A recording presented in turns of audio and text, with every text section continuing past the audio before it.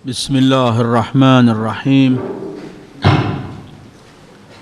Alhamdulillahi Rabbil Alamin. Wassalatu wassalam ala al-habibil Mustafa Abil Qasim Muhammad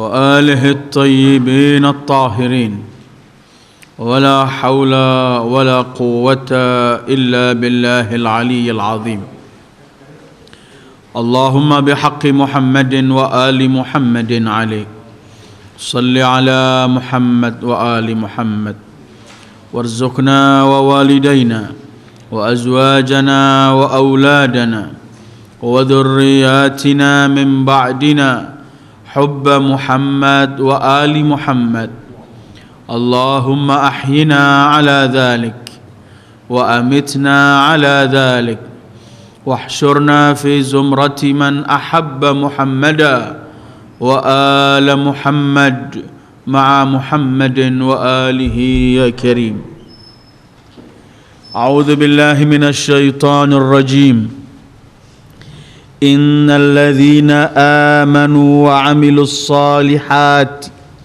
سيجعل لهم الرحمن ودا صدق الله العلي العظيم السلام عليك يا سيد الوصيين السلام عليك يا قائد الغر المحجلين السلام عليك يا عسوب الدين السلام عليك يا أمير المؤمنين السلام عليك يا أبا سيد شباب أهل الجنة السلام عليك يا زوج البتول السلام عليك يا أمير المؤمنين علي بن أبي طالب ورحمة الله وبركاته أيها الإخوة السلام عليكم ورحمة الله وبركاته.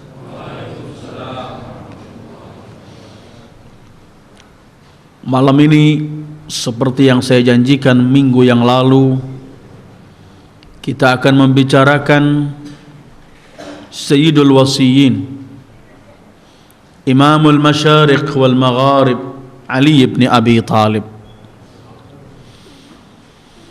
Karena 13 Rajab merupakan hari kelahiran beliau,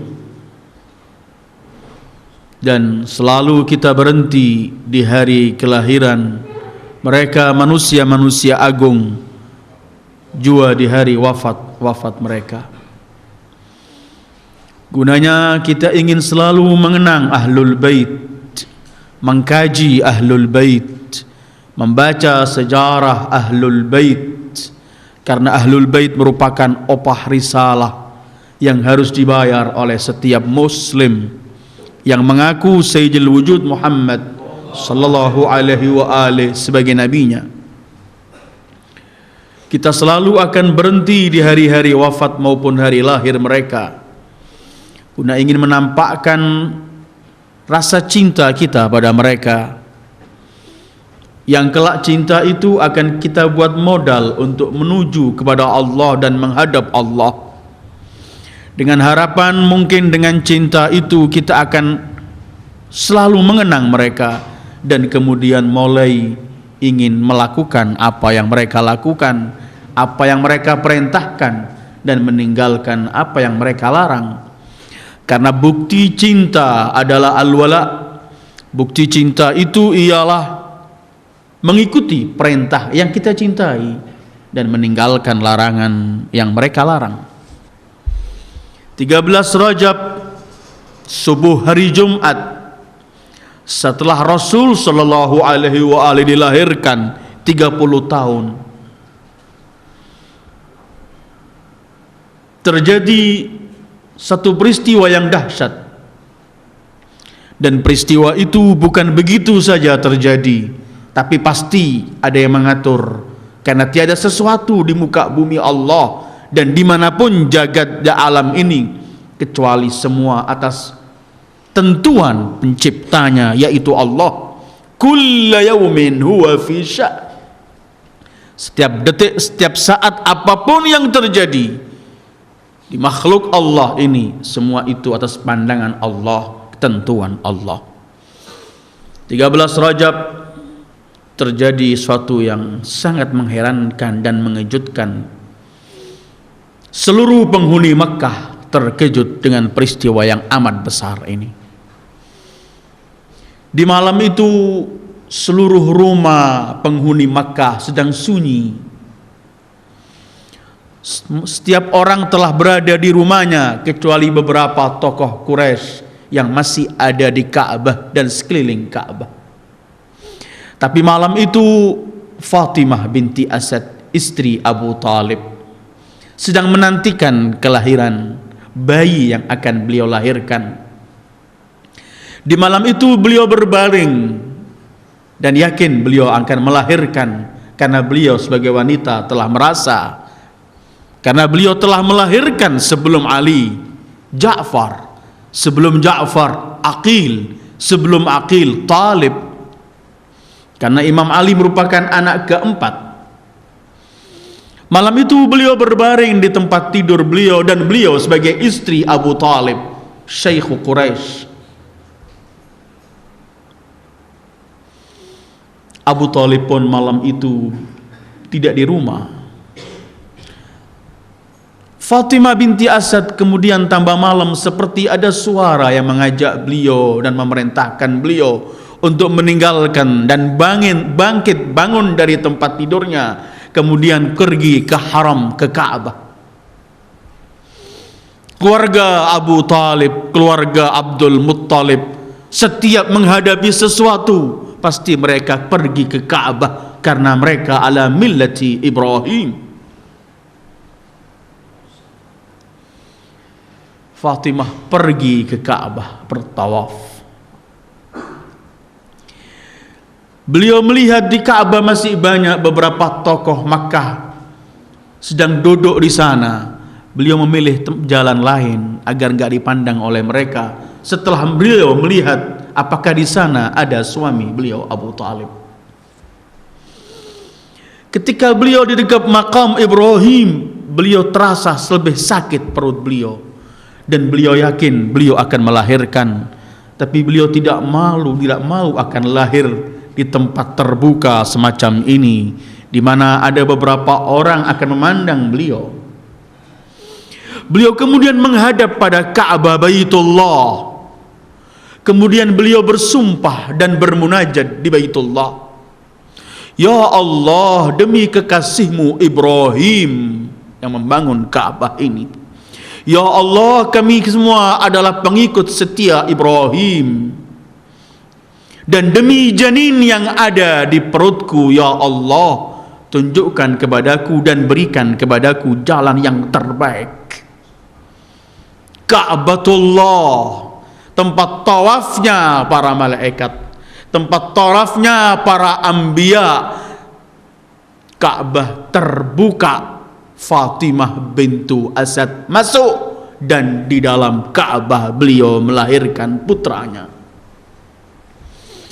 Tahun lalu telah banyak kita bicarakan berkaitan dengan putra Ka'bah, dan memang beliau lahir di Ka'bah dan kelak akan memperjuangkan Ka'bah dan akan memperjuangkan Islam, yang mana dalam Islam itu ada satu kewajiban untuk sholat, dan sholat itu menghadap ke Ka'bah.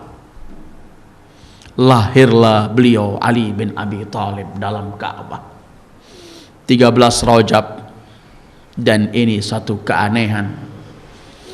Dalam satu riwayat, setelah anak itu lahir, Fatimah kemudian menggendong anak itu, dan Fatimah memberikan nama beliau Haidar,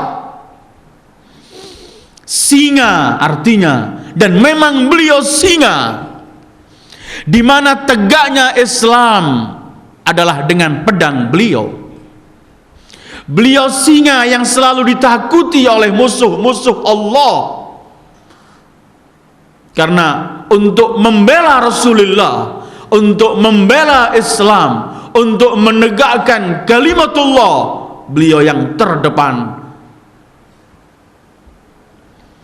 Karena itu beliau pernah mengucapkan bait syairnya, ketika berhadapan dengan di Khaybar, beliau bersabda, "Analladzi sammatni ummi Haidarah." Aku yang diberi nama oleh ibuku Haidarah, singa Islam, Asadullah Al-Ghalib, Ali bin Abi Thalib. Beliau disambut oleh Abu Thalib.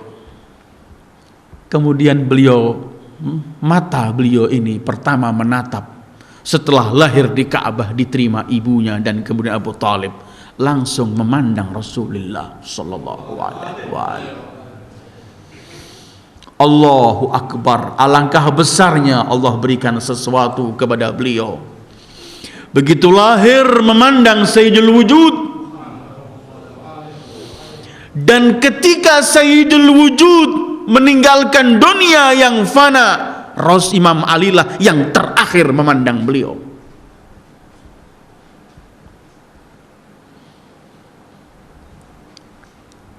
Malam ini kita sedang membicarakan beliau. Beliau yang kemudian disebut oleh Rasul sebagai jiwa Rasul. Beliau yang kemudian disebut oleh Rasul sebagai Aliun ma'al haq wal haqqu ma'a Ali.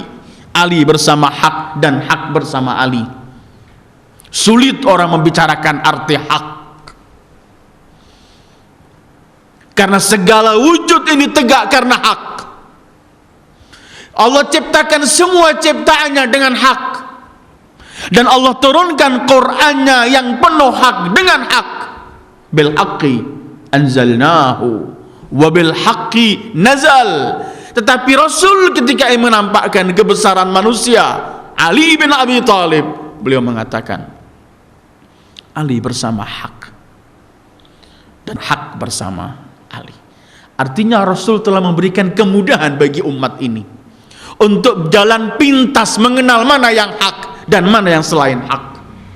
Cukup gamblang ketika beliau berkata mau kenal hak, Ali bersama hak. Artinya di mana ada beliau Al-Imam Ali, di situ hak, karena Ali tidak pernah pisah dengan hak. Siapa yang berpaling dari beliau berarti berpaling dari hak, dan siapa yang berpaling dari hak pasti hidup dalam kesesatan. Wa madza ba'dal haqqi illa dhalal. Kemudian Rasul menyebutkan Ali ma'al Qur'an wal Qur'anu ma'a Ali lan yaftariqa hatta yarida alaihal haud. Ali bersama Al-Qur'an. Allahu Akbar. Quran sumber segala sesuatu di sini. Quran bersama Ali dan Ali bersama Al-Quran. Kalau kiblat kaum muslimin dan pegangan mereka yang harus mereka ikuti adalah Al-Quran, sementara bukan semua orang bisa memahami Al-Quran, Rasul memberi kemudahan pada umat ini. Ingin tahu Al-Quran, Ali adalah Quran dan bersama Al-Quran. Kalau sumber syariat kita Al-Quran, maka lihatlah Ali. Di mana gerak-gerik Ali? Beliau bersama hak, bersama Al-Quran. Quran yang apabila Allah mensifati Al-Quran ini, kalau turun di gunung, gunung pun gak mampu menerima Al-Quran, akan pecah terkeping-keping. Lau anzalna hadzal Qur'an ala jabalin la ra'aitahu khashi'an mutasaddian min khasyatillah. Tapi siapa seperti Al-Quran itu? Ali ma'al Quran wal Qur'anu ma'a Ali. Kita sedang membicarakan beliau yang kalau kita membicarakan kebesaran Rasul sallallahu alaihi wa alihi, membicarakan kebesaran ilmu Rasul, yang mana seluruh kandungan Al-Quran ada pada Rasul.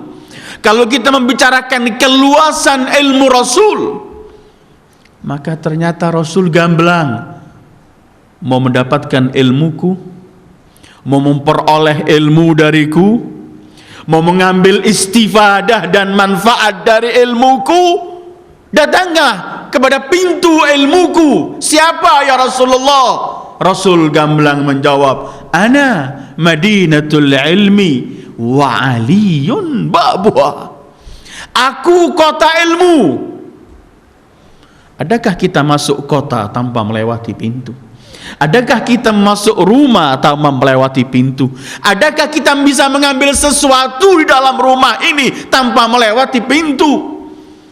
Sementara Al-Quran gamblang, fa'tul buyuta min abwabiha, datangilah rumah-rumah itu lewat pintunya, karena yang genah, yang waras akan masuk rumah lewat pintu.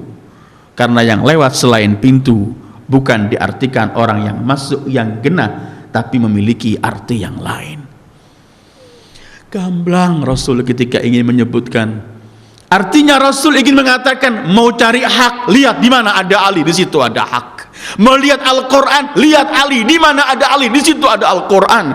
Mau mengambil ilmuku yang Allah pernah berkhitab untuk Sayyidil Wujud, wa 'allamaka ma lam takun ta'lam wa kana fadlullahi 'alaika 'azima. Allah mengajarkan kepadamu ya Sayyidil Wujud ilmu-ilmu yang kamu tadinya tidak bisa tahu. Dari mana kita bisa memperoleh ilmu itu? Lewat pintunya.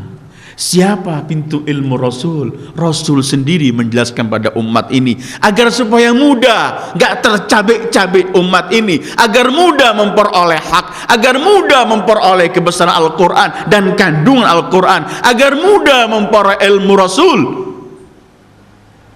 Ana madinatul ilmi wa aliyun babuha. Ali adalah pintunya. Dan ini yang diungkapkan Rasul untuk Imam Ali, semua ini semua murni perintah Allah dan murni rahmatnya Allah, rahmatnya Rasul untuk memberi kemudahan bagi umat ini agar gak sulit, agar memperoleh kebenaran, agar memperoleh ilmu, agar memperoleh Al-Quran lewat jalan yang paling pintas, yaitu Ali bin Abi Thalib, pintu kota ilmu Rasul. Karena itu sering kalau beliau mengungkapkan hal-hal yang nampaknya aneh, mengherankan, kadang-kadang nampak seperti ini mengetahui sesuatu yang di luar, yang gak bisa dikaji, seperti ghaib. Ketika beliau mengungkapkan hal-hal semacam ini, ada orang yang teriak, ya Ali, apakah kamu tahu ghaib? Imam cuma senyum, beliau berkata, ini bukan ghaib, tapi ini ilmu yang diberikan oleh yang maha mengetahui, yaitu Rasulullah sallallahu alaihi wa alihi. Innama huwa ta'allumun min dhi ilm. Karena itu sering kejadian apabila beliau menselesaikan kejadian di zaman beliau setelah wafat Rasul, dan bermacam-macam kejadian yang orang gak mampu menyelesaikan dan aneh sepintas. Beberapanya pernah kita bicarakan. Selalu beliau kemudian teriak, Sadaqah habibi Rasulullah, benar kekasihku Rasulullah, aku telah diberitahu hal ini akan terjadi. Kita sedang membicarakan manusia yang Rasul menyebutkan beliau bersama hak, Rasul menyebutkan beliau bersama Al-Quran, yang Rasul menyebutkan beliau adalah pintu kota ilmunya. Kita sedang membicarakan manusia yang Allah dan Rasul jadikan manusia ini sebagai tolak ukur iman dan tidak iman kita. Allahu Akbar. Iman membawa kita kemana? Nifak selain iman membawa kita kemana? Pasti iman itu membawa kita ke surga, dan kenifakan itu membawa kita kepada neraka. Tolak ukur siapa yang mukmin, siapa yang munafik.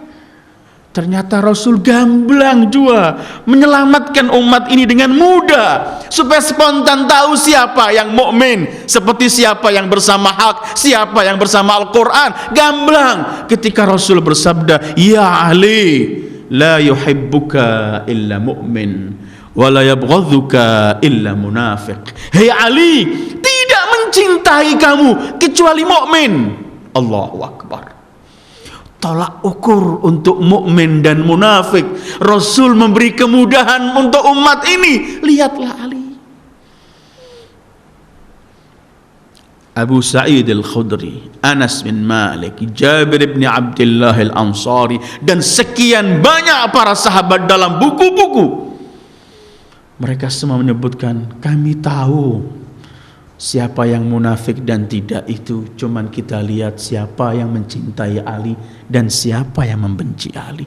Kalau mencintai berarti mukmin, kalau membenci berarti munafik. Sehingga Imam Ali pernah bersumpah, demi yang menciptakan tumbuh-tumbuhan atau benih, yang membelah benih, yang menciptakan makhluknya, Allah telah menentukan sesuatu bahwa tidak akan mencintai aku kecuali mukmin dan tidak akan membenci aku kecuali munafik. Kemudian beliau bersabda, kalau ku penggal kepala orang atau hidung seseorang mukmin untuk membenci aku, tidak pernah akan membenci aku. Kalau kutuangkan seluruh dunia dan harta kepada munafik untuk mencintai aku, tidak pernah akan mencintai aku. Beginilah telah ditentukan oleh lisan Muhammad sallallahu alaihi wa alihi. La yuhibbuka illa mu'min wa la yabghadhuka illa munafik. Allah bukan remeh ungkapan nifaq. Karena itu ketika Allah menurunkan firman a'udzubillahi minasyaitonir rajim, dan mungkin itu dalam surat Sajdah ketika Allah berfirman, sebentar lagi akan saya bacakan beberapa ayat Al-Qur'an yang turun untuk beliau. Antara lain Allah berfirman, afaman kana mu'minan kaman kana fasiqan la yastawun. Di sini para mufassirin Ibnu Abbas dan lainnya, afaman kana mu'minan Ali bin Abi Thalib, afaman kana mu'minan kaman kana fasiqan Walid ibn Uqbah. Siapa contoh mukmin? Ali. Siapa yang bisa kita kenal dia mukmin atau tidak mukmin? Cintanya terhadap Ali. Bahkan ada riwayat-riwayat lain, kalau ada orang enggak mencintai Ali bin Abi Thalib, itu artinya maaf dan tempat yang mulia ini. Tapi dalam riwayat ini, orang itu, orang tuanya ketika berhubungan dengan ibu anak itu dibarengi dengan syaitan, atau menghubungi istrinya bukan dalam keadaan tohur. Para sahabat di Madinah pernah ketika Rasul menyebutkan la yuhibbuka illa mu'min, dan tidak mencintai Ali kecuali orang yang lahirnya genah bersih. Sering orang Madinah membawa anak-anak kecilnya. Ketika Ali bin Abi Thalib dinampakkan, ditunjukkan, kalau anak ini mencintai imam, senang, gak gusar, gak takut, senang, dipeluk, calon mukmin. Kalau lihat langsung gak senang, diceraikan istrinya. Sudah gak terlalu penting punya anak semacam ini. La yuhibbuka illa mu'min wa la yubghidhuka illa munafiq. Dan kapan akan sama munafik dan mukmin? La yastawun, tidak pernah akan sama. Kita sedang membicarakan pintu ilmu Rasul, tolak ukur mukmin dan munafiknya seseorang, yang bersama hak atau tidak, yang bersama Al-Quran atau tidak, dan pintu kota ilmu Rasul sallallahu alaihi wasallam. Tahun lalu telah banyak kita bicarakan berkaitan dengan hari kelahiran beliau. Dididik langsung dan dididik langsung oleh Rasul, dan banyak hal-hal yang bisa dirujuk di tempat-tempat itu. Ketika Rasul menyebutkan Ali bersama Al-Quran dan Al-Quran bersama Ali tidak pernah berpisah, artinya seluruh kandungan Al-Quran ada pada Imam Ali, dan semua gerak-gerik Imam Ali hanya terkontrol Al-Quran dan bersama Al-Quran, tidak pernah keluar dari Al-Quran. Orang berarti orang yang memerangi Imam Ali, memerangi Al-Quran, memerangi hak.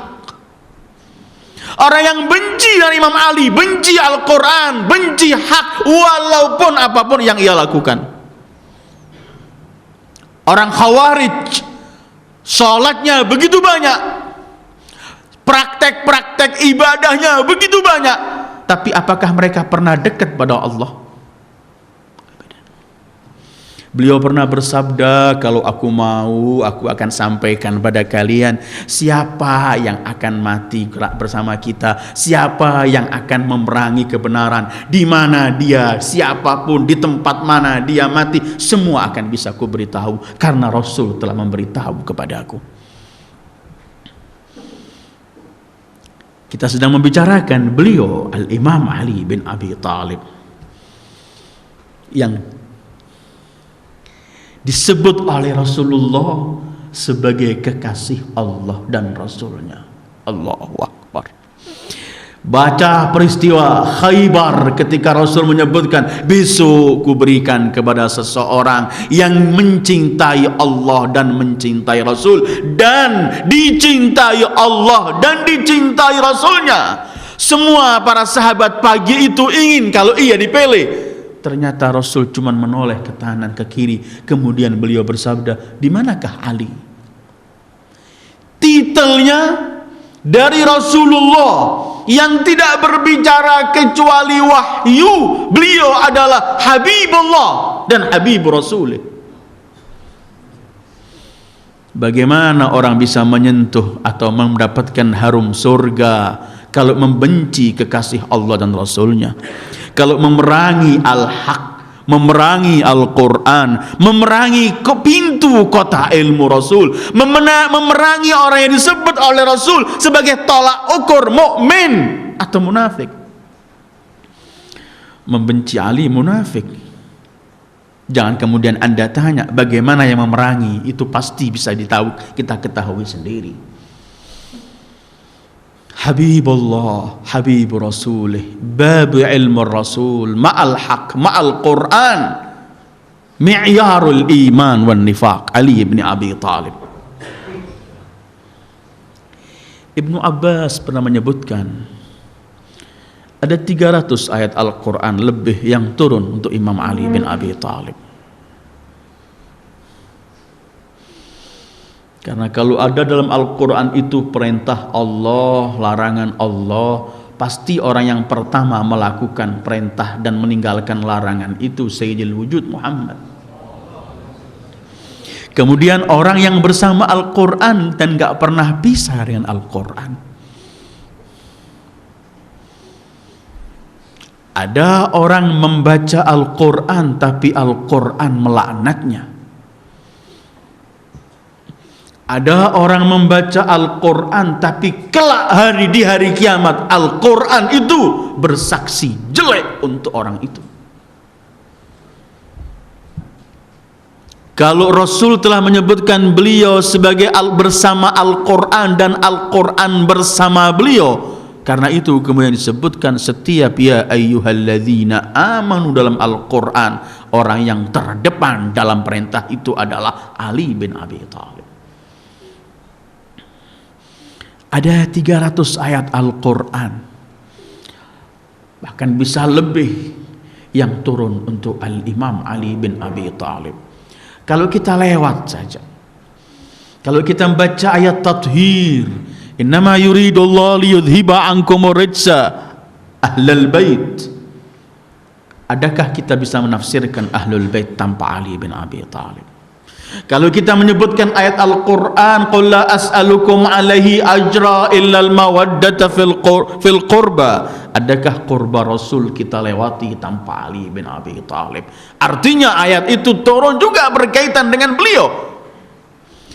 Kita membaca Al-Quran, Allah menyebutkan dalam surat Al-Baqarah, wa minan nasi may yashri nafsahu ibtigha'a mardatillah wallahu ra'ufun bil ibad.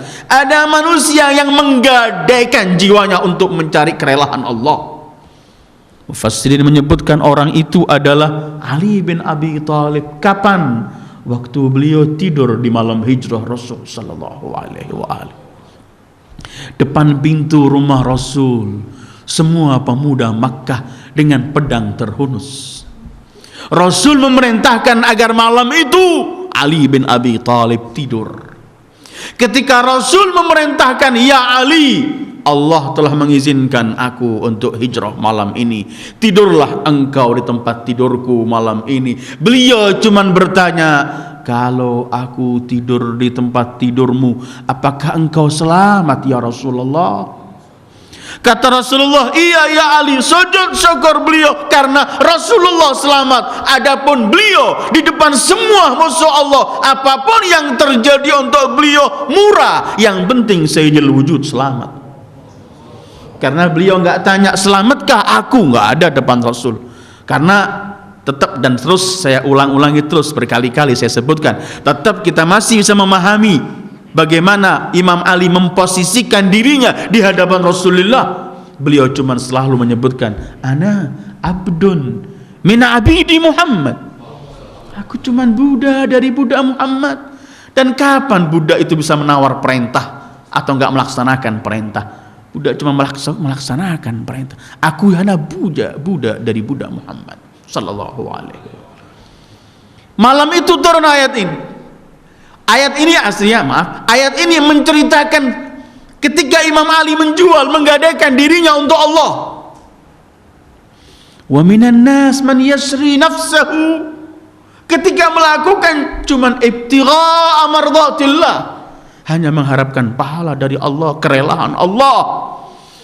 Rasul pernah mengomentari berkaitan dengan apa yang dilakukan oleh Ali bin Abi Thalib malam itu. Beliau pernah bersabda, pahala Ali bin Abi Thalib malam itu ketika tidur di rumahku malam hijrahku, kalau dibagikan untuk memberikan syafaat seluruh penghuni mahsyar cukup.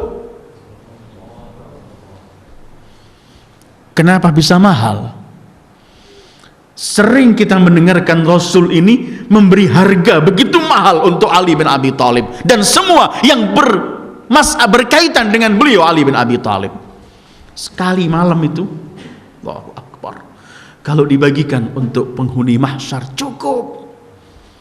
Atau kita mendengarkan hadis yang ketika Rasul mengomentari apa yang dilakukan Ali bin Abi Thalib di hari Khandaq atau di perang Ahzab, ketika beliau duel dengan Amr bin Abdi Wud, yang dikatakan tokoh yang dihargai 1000 kepala oleh orang jahiliyah saat itu. Ketika duel dan akhirnya dikalahkan Amr bin Abdi Wud, itu pun dengan cerita yang nampak bahwa semua gerak-gerik Imam Ali cuman ibtigha amardatillah.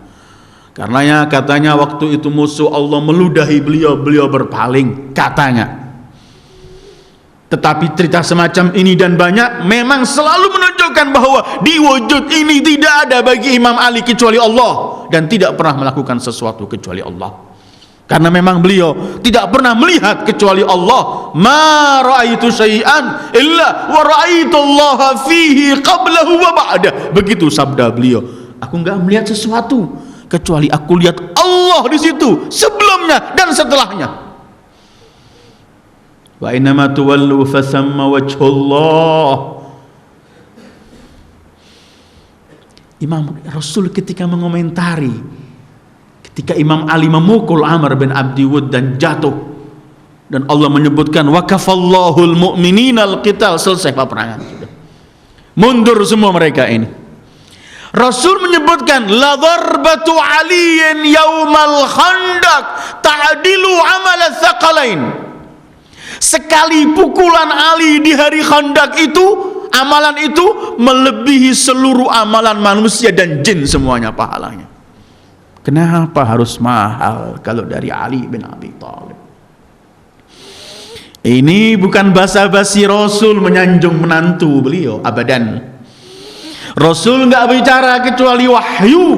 Wa ma yantiqu anil hawa in huwa illa wahyun yuha. La darbatu Ali. Sekali pukulan Ali nilainya seperti amalan manusia dan jinnya sekali. Kenapa? Sering kita sebutkan dalam pengajian tafsir ini bahwa nilai perbuatan seseorang itu adalah diukur dengan keyakinan dan akidah orang itu. Karena itu Rasul pernah menyampaikan, kadang-kadang 1 dirham nilainya 1000 dirham.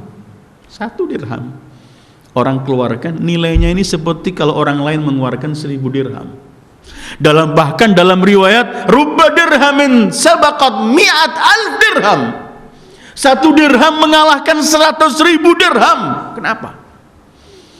Karena dari keyakinan dan keikhlasan seseorang ketika beramal, itu nilainya. Karena keyakinan kepada Allah, keikhlasan hanya untuk Allah, itu punya nilai tambah. Kita sama-sama sholat berjamaah di masjid, tapi pahalanya orang yang sholat semua ini nggak sama satu dengan yang lain, tergantung khusyuk dan konsentrasi sholat dia. Begitu juga tambah dekat nilainya, tambah dekat kepada Allah, tambah khusyuk, tambah ikhlas, tambah hanya mengharap Allah, hanya melihat Allah, ini nilainya berlipat ganda. Dan Rasul ingin memberi komentar mengenai Ali bin Abi Thalib dan dekatnya kepada Allah. Begini ketika beliau menyebutkan berlipat ganda amal beliau, karena kembalinya kepada keyakinan dan keiktikatan. Allah menyebutkan al-kalimut thayyib wal amalus salih baru yarfa'u. Jadi al-kalimut thayyib ini akidah naik dan tidaknya amal soleh ini tergantung kita yang melakukan. Kita sedang membicarakan beliau, banyak ayat-ayat Al-Quran yang turun untuk beliau, ayat tathhir, ayat mawaddah, atau ayat mubahalah ketika Allah menyebutkan Rasul bahwa Imam Ali itu adalah jiwa Rasul sallallahu alaihi wa alihi. Qul ta'alau nad'u abna'ana wa abna'akum wa nisa'ana wa nisa'akum wa anfusana wa anfusakum. Anfusana adalah beliau Rasulul A'zam dengan Imam Ali bin Abi Thalib. Artinya Rasul mensejajarkan Ali sebagai jiwa beliau, satu jiwa. Karena itu, dan tahun lalu saya sampaikan ketika Rasul mempersaudarakan ketika setelah hijrah satu dengan yang lain di antara para sahabatnya, Imam Ali sendiri nggak dipersaudarakan dengan siapapun. Ketika beliau bertanya, dalam satu riwayat beliau menangis, cuma mengatakan anta akhi fid dunya wal akhirah. Yang bisa kufu ini Rasulullah sallallahu alaihi wa alihi. Allah juga berfirman, ayat turun untuk beliau, innalladzina amanu wa amilus salihat ulaika hum khairul bariyah. Allahu akbar. Sesungguhnya orang-orang yang beriman dan beramal saleh, mereka adalah orang-orang manusia-manusia yang paling mulia.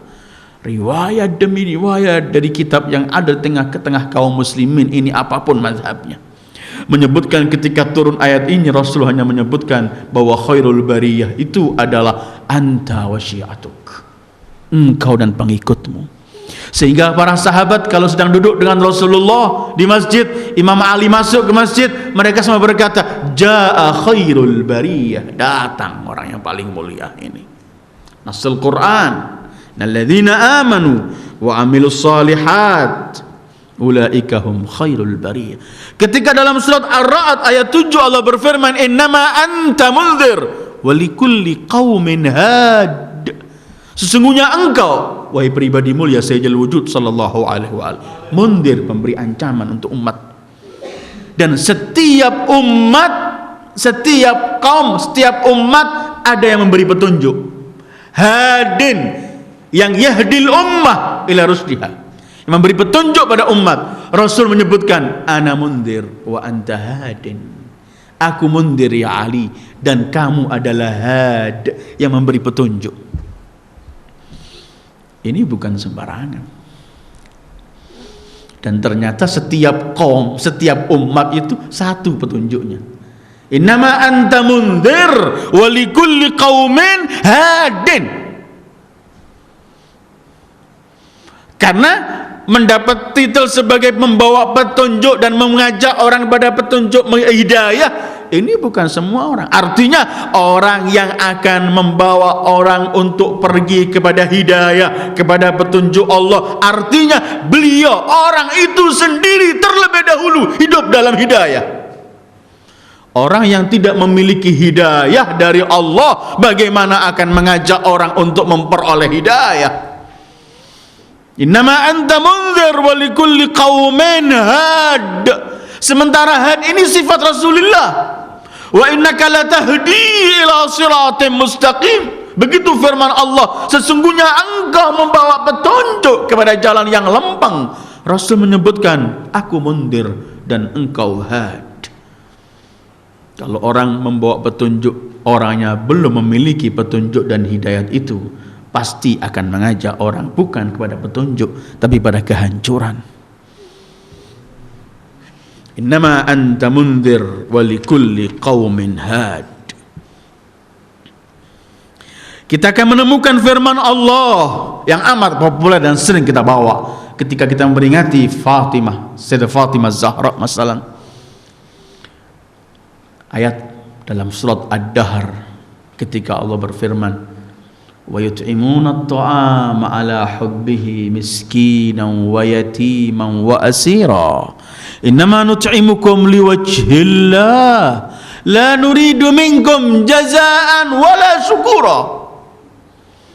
Mereka yang menginfakkan harta mereka sementara ala hubbih, mereka masih mengharapkan, memerlukan harta ini. Ada orang memberi orang 1 juta, dia masih punya miliaran. Ada orang memberi orang 10 juta, dia masih punya 100 juta. Ada orang memberi orang 4.000, dia masih punya 10.000. Ada orang memberi orang 1.000 dan dia tidak punya kecuali 1.000 itu. Dan dia memerlukan uang ini. Ini puncak kedermawanan. Allah ketika mensifati Imam Ali, Fatimah, Al-Hasan wal Husain dalam ayat ini, yut'imuna ta'ama ala hubbihi, mereka masih menginginkan makanan ini karena nggak punya lain kecuali itu. Dan yang mereka milik itu justru mereka berikan.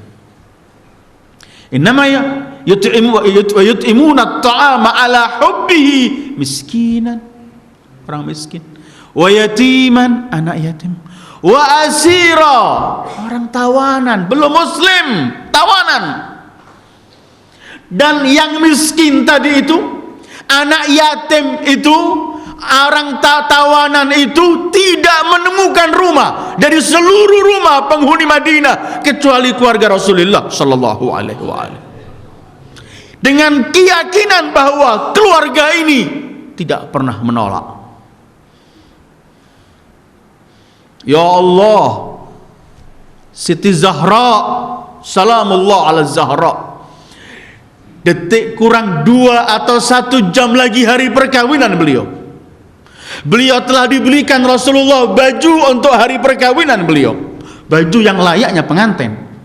Kurang 1 jam pintu beliau diketuk seseorang perempuan minta sesuatu. Kata Zahra, ketika aku mendengarkan orang ini minta sesuatu, aku terlintas di benakku, lan tanalul birra hatta tunfiqu mimma tuhibbun.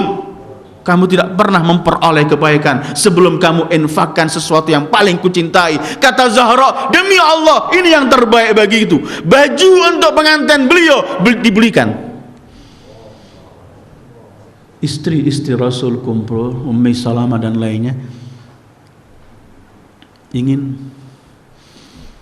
memberikan atau memaes istilahnya. Fatimah akan dibawa ada suaminya hari pernikahannya.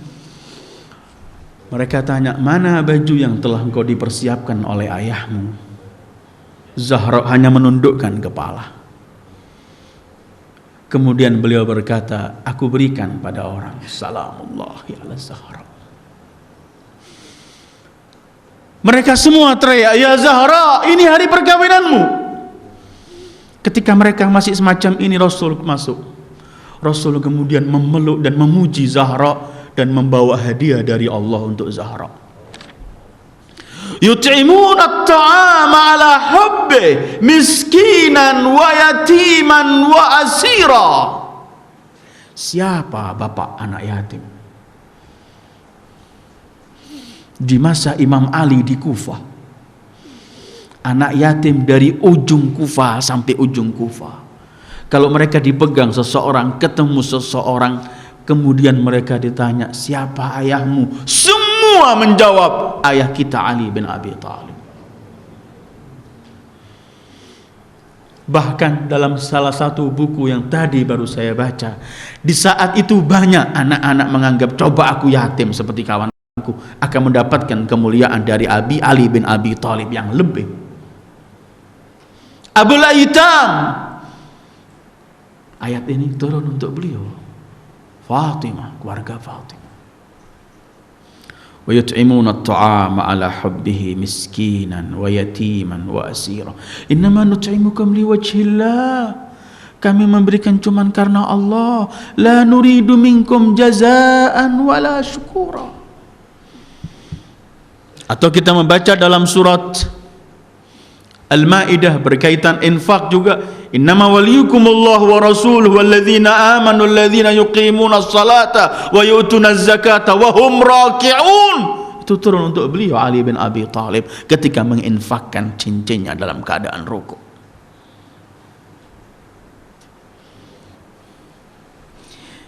Kita akan menemukan ayat yang saya baca dari dalam surat Maryam. Innalladzina amanu wa amilus solihat sayaj'alu lahumur rahmanu wudda. Ayat turun untuk Ali bin Abi Thalib. Orang-orang yang beriman dan beramal soleh, Allah akan berikan pada hati orang tersebut kasih sayang kepada Ali bin Abi Thalib. Allahu Akbar. Orang yang sudah mencintai Ali bin Abi Thalib, ini yang Allah berikan satu pemberian bonus kepada orang yang mendekatkan diri pada Allah, karena bukan mudah orang mencintai Ali bin Abi Thalib. Tetapi Allah menyebutkan innalladzina amanu wa amilus solihat sayaj'alu lahumur rahmanu wudda, karena urusannya antara iman dan nifak ialah hubbu Ali. Artinya antara jannah wa nar, surga dan neraka. Orang yang sudah mencintai Imam Ali tidak pernah gentar dengan apapun yang terjadi. Lihat, baca sejarah, sepanjang sejarah ini, setiap pecinta Imam Ali dikejar-kejar. Di masa-masa Bani Umayyah dan Abbasiyin, orang menamakan anaknya Ali takut. Orang meriwayatkan riwayat mengenai Ali bin Abi Thalib takut. Dilaknat 60 tahun, ada yang mengatakan 80 tahun di mimbar. Setiap datang Abbasiyin juga mengejar-ngejar pengikut Ali bin Abi Thalib. Ada yang dicor jadikan cagak hidup-hidupan, jadikan tiang. Ada yang diletakkan di penjara, puluhan dibunuh semalam, 40 Alawiyin dan Alawiyah. Ada yang digantung, disalib, diapakan apa saja, tetap mereka dengan bangga mereka menuju kepada Allah, tetap membawa cinta pada Ali bin Abi Thalib. Dan itu belum selesai. Mungkin memang sepanjang sejarah, sampai kapan saja pecinta Imam Ali akan dikejar-kejar oleh orang. Ini yang saya sampaikan minggu yang lalu, hadis yang diriwayatkan dari Fatimah, seluruh namanya Fatimah sampai Fatimah Az-Zahra, ketika Rasul bersabda, siapa yang mati mencintai Muhammad dan keluarganya mati syahid. Karena memang orang yang merongrong orang supaya jauh dari Ahlul Bait sangat banyak. Pecinta Ahlul Bait, pecinta Imam Ali artinya harus siap apapun yang dihadapi. Man ahabbana ahlal bait falyasta'idda lil faqri jilbaba walil bala'i ihaba. Siapa yang mencintai keluarga Ahlul Bait, mencintai kami keluarga Ahlul Bait, siap miskin dan siap kena bermacam-macam bala. Tapi miskin, bala, dimusuhi orang, dikurcilkan orang, diboikot orang, dan apapun, dibunuh orang, semua itu murah, karena yang ada adalah hubbu Muhammad wa ali Muhammad.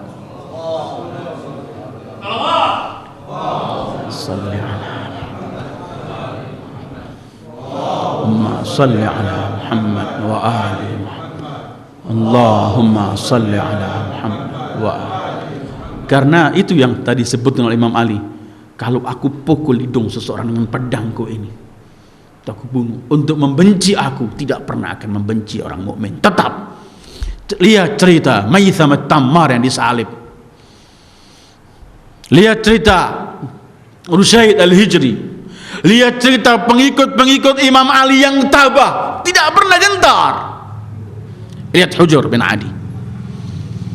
Lihat semuanya, tetap ada seorang, Allahu Akbar, datang pada Imam Ali. Orang itu sudah lama nggak datang, selalu pada Imam Ali. Waktu dia datang nampak sudah tua dia. Imam Ali mengatakan, kamu sudah nampak tua sekarang.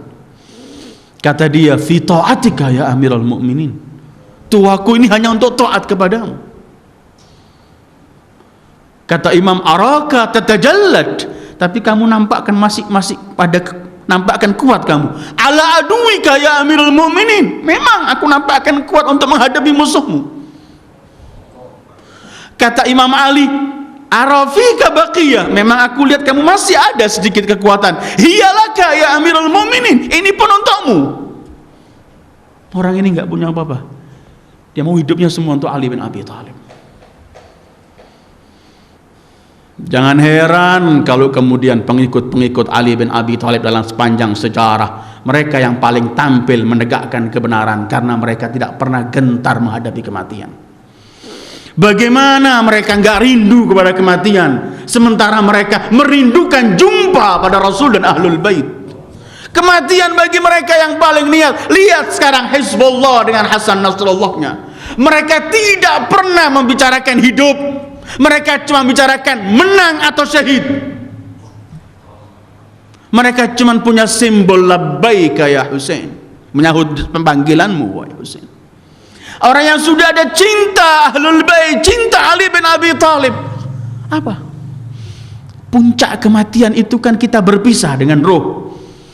Bukankah seluruh pengikut Ahlul Bait dengan riwayat-riwayat yang ada yakin, seyakin-yakinnya bahwa detik-detik akhir sebelum roh ini lepas berpisah dengan jasad, mereka akan didatangi oleh Rasul dan keluarganya?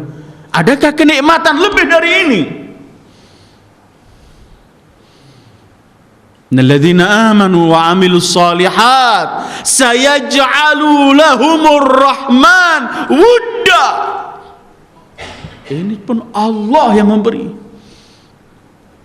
Karena itu sahifatu kulli mu'min hubbu Ali, atau hubbu Ali sahifatu kulli mu'min, begitu Rasul menyebutkan. Rasul pun pernah bersabda, hubbu Ali jawaz ala sirat, mencintai Ali adalah jaminan untuk bisa melewati sirat.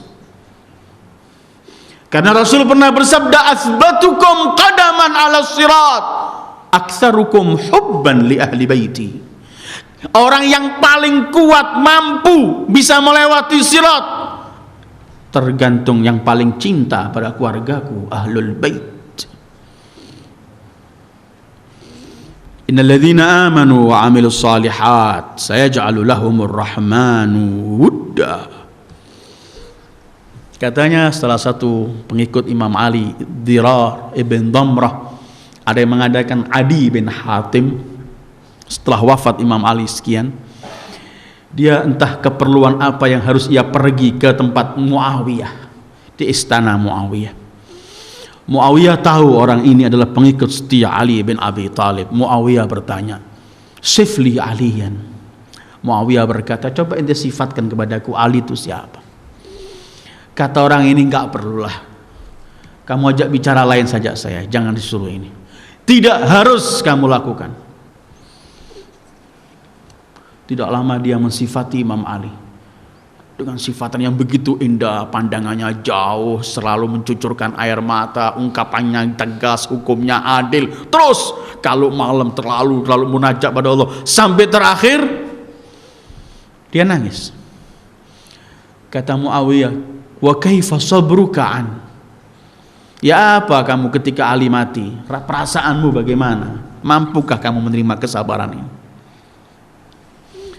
Kata Dirar dalam satu riwayat Adi, sabru man dubiha wahiduha fi hijriha qaudam ataha walaskub abrataha. Kalau kamu ingin tahu kesedihan kita kehilangan Ali bin Abi Thalib, atas wafatnya Ali bin Abi Thalib, seperti seorang ibu yang cuman punya satu-satunya anak, dalam pangkuannya anak itu disembelih oleh musuh. Bisakah ibu ini menahan air matanya sepanjang hidupnya? Itulah kesedihan kita pengikut Ali. Kata Muawiyah, ente orang kalau anak mati paling nggak ada yang begini. Ada dari ujung yang paling menjawab, dia berkata, kawan itu kan dilihat model apa kawannya, wahai Muawiyah. Ini pecinta Ali bin Abi Thalib. Dan itu bonus yang Allah berikan pada orang yang beriman dan beramal saleh, tambah memiliki takwa dan cinta pada Allah. Ayyuhal ikhwah, beliau adalah Al-Imam Ali bin Abi Thalib yang telah mendapat bermacam-macam keistimewaan dari Rasul sallallahu alaihi wasallam. Dan Rasul enggak memberikan ini kecuali berdasarkan wahyu dan perintah Allah. Kenapa Imam Ali memperoleh semua ini? Apakah karena keberanian beliau dalam medan pertempuran melawan musuh Allah? Ataukah dalam ilmu yang beliau miliki? Ataukah berkaitan ibadah beliau? Allahu Akbar.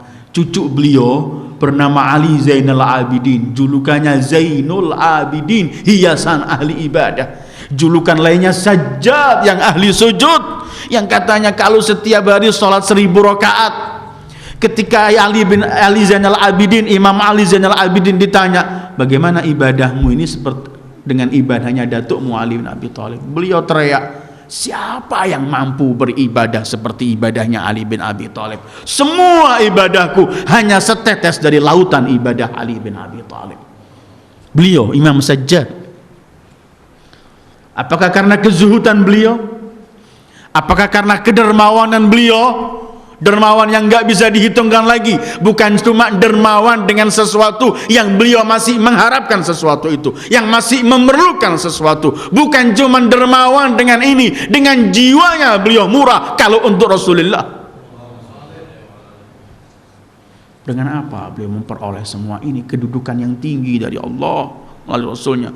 Lahirnya di Ka'bah, menjadi istri Al-Batul, menjadi ayah Sayyidah Syabab Ahlil Jannah, menjadi menantu Rasul, menjadi jiwa Rasul, menjadi segala akhu Rasul, wazir Rasul. Dengan apa semua beliau memperoleh kedudukan ini? Beliau tidak memperoleh kedudukan ini kecuali memang bukan memang beliau memiliki kedudukan yang tinggi di sisi Allah. Dan bisa kita lihat kedudukan itu kapan? Ketika beliau telah fana di hadapan Allah, tidak pernah melihat wujud ini ada, yang ada cuman Allah.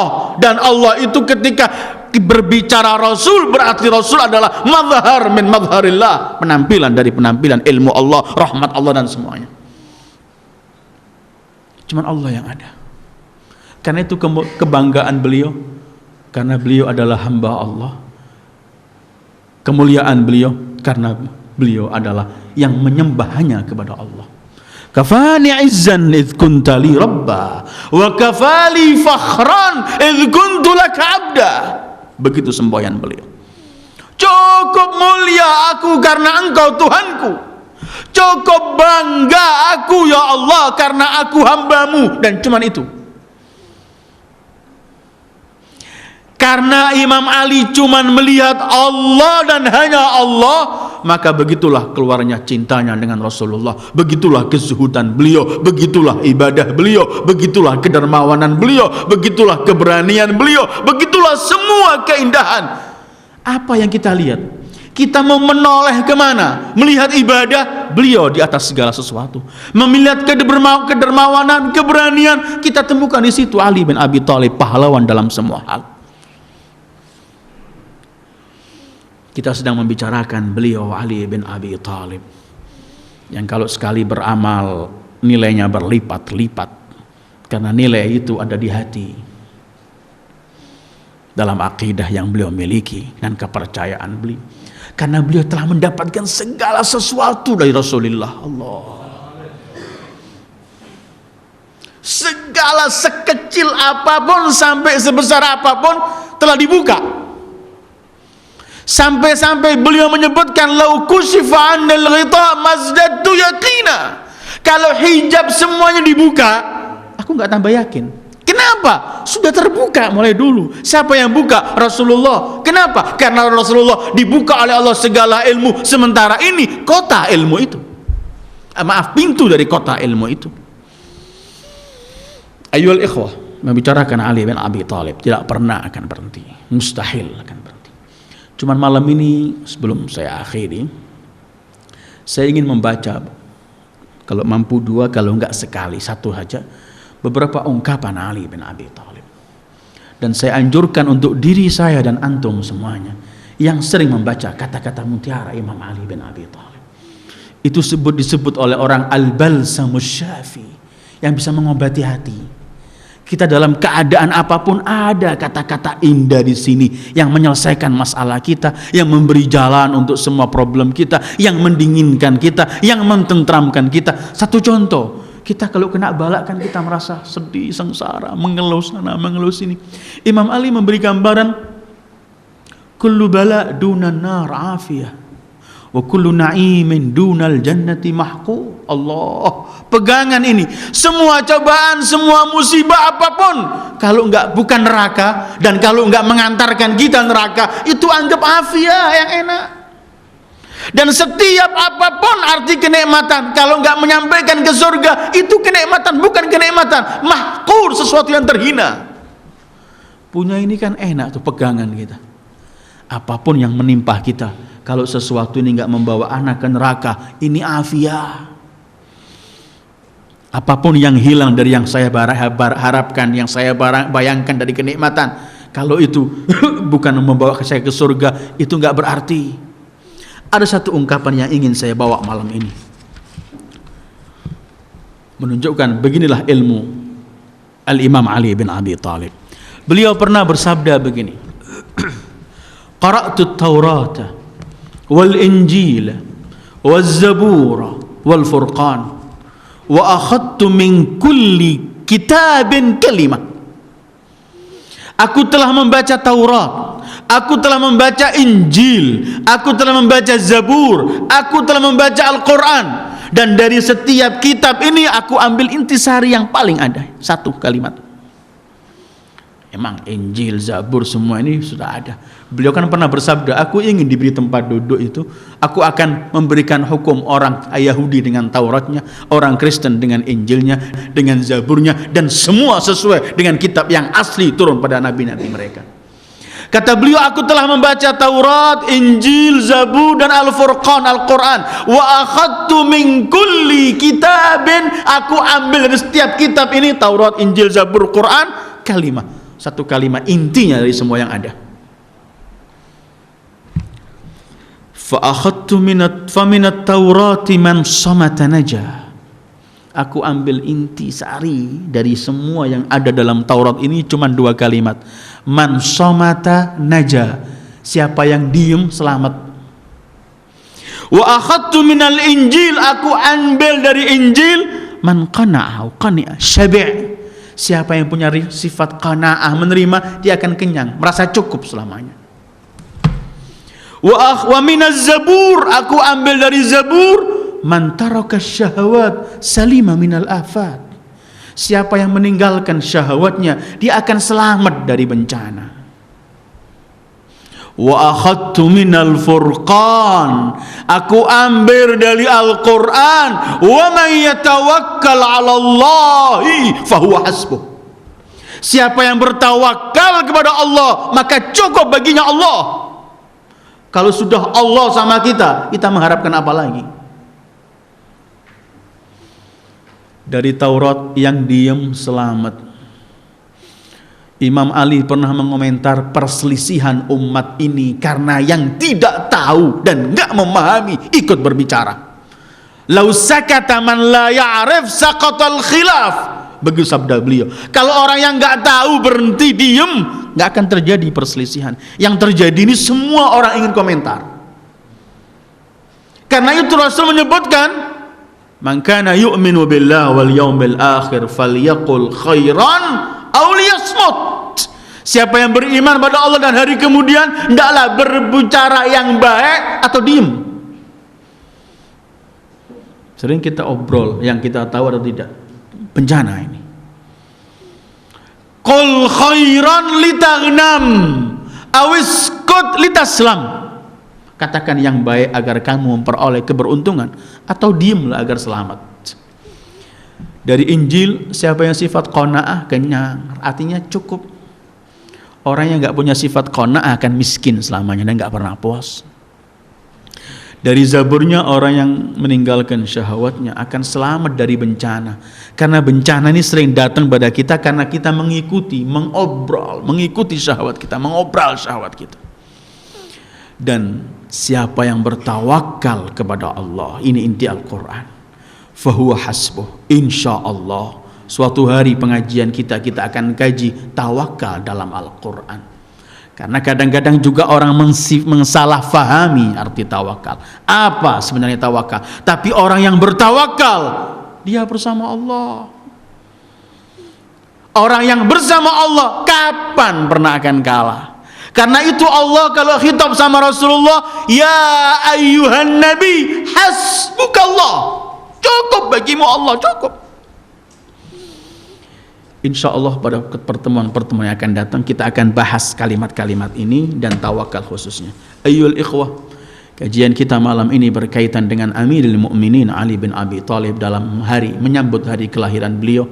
Mudah-mudahan Allah selalu memberikan pada hati kita untuk kita penuhi mencintai Ali bin Abi Thalib, dan cinta ini kita bawa kelak sebagai lambang kita ketika dibangkitkan di akhirat, membawa cinta pada Ali bin Abi Thalib.